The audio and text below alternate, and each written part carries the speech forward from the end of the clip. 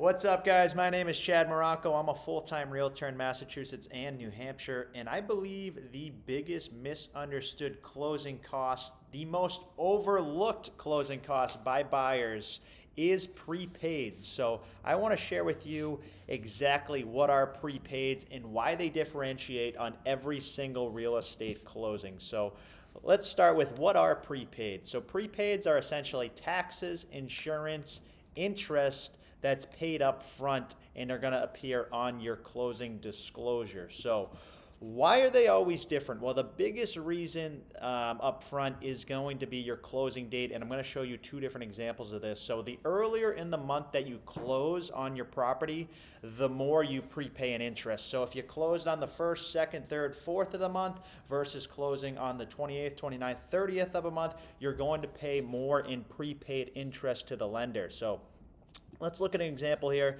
This property closed on July 31st of this year, and the prepaid interest on it was only $45.38. And the reason being, they're only paying the prepaid for that July 31st day. So for those of you that don't know as well, mortgages are paid in arrears. So basically, you're paying August 1st for July. You're paying for the previous month, and same with taxes. Let's look at an example. This closed on June 6th, so earlier in the month, and the prepaid interest to this credit union was $1,200.24. So that's quite the difference between $45.38, where this buyer closed at the end of the month and this buyer close at the beginning of the month. So these are things that you're going to pay for anyway, but up front at the closing, it's going to make a difference. So these are things that you need to look out for. Reason number two, your tax schedule. In Massachusetts, taxes are quarterly. In New Hampshire, taxes are twice a year. So me working in both states, it's important that I share this information with first-time buyers or any buyer to make sure that they understand how that could differentiate their prepaids at the closing. So your lender is going to collect enough months of taxes to reach that next tax bill, plus a few cushion months, typically 2 to 3. So let's look at an example of this in Massachusetts, that same closing disclosure.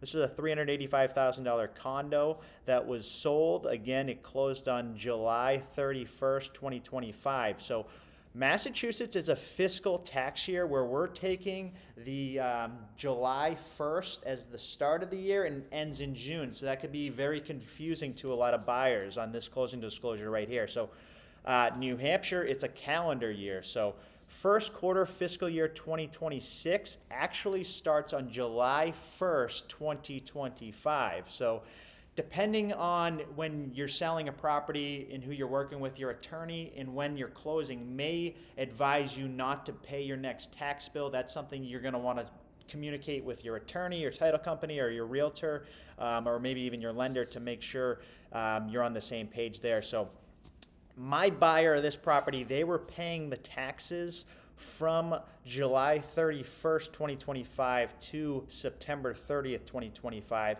as it's quarterly. So this seller never paid the taxes for July 1st. So they're basically getting taxed for the entire quarter here at the 1156, but then getting credited back for the months, basically July 31st to the September 30th there, the 786. And again, it depends, as I mentioned here, it's going to depend per your lender, but they're going to take the up to the next tax bill and then also some cushion months. So you're seeing this is to the next tax bill of September 30th. The next tax would be the fiscal year Q2 2026 on October 1st. And then they're going to take their cushions month right here, 2 months that the buyer is paying in prepaids at the closing. Reason number three, homeowners insurance. So lenders are going to require your first year of insurance up front, plus a couple extra months in escrow as well for cushions. So that's what we're seeing right here on this closing disclosure. You could see that the the buyer is paying 1 year up front, and then they are paying 3 months as well for the cushion. It's going to sit in an escrow account and it's going to get pulled. I wanted to underline this briefly because it's an aggregate adjustment, and people might not know what that term means. It's essentially a federal ruling where there can only be so much money in escrow. So closing at the beginning of the month, all the prepaids, the lender was actually required to give the buyer back some money because they could not hold all of this amount in escrow. So that's a breakdown. And then at the end of the day, every lender is different. So it's really going to come down to the lender. Everyone escrows differently, and you're going to want to communicate with your team and see who makes the most sense, working with you specifically. So here's me and my partner, Eric Cudmore. We got 25 years experience serving Massachusetts and New Hampshire. We specialize in residential real estate, land development, new construction.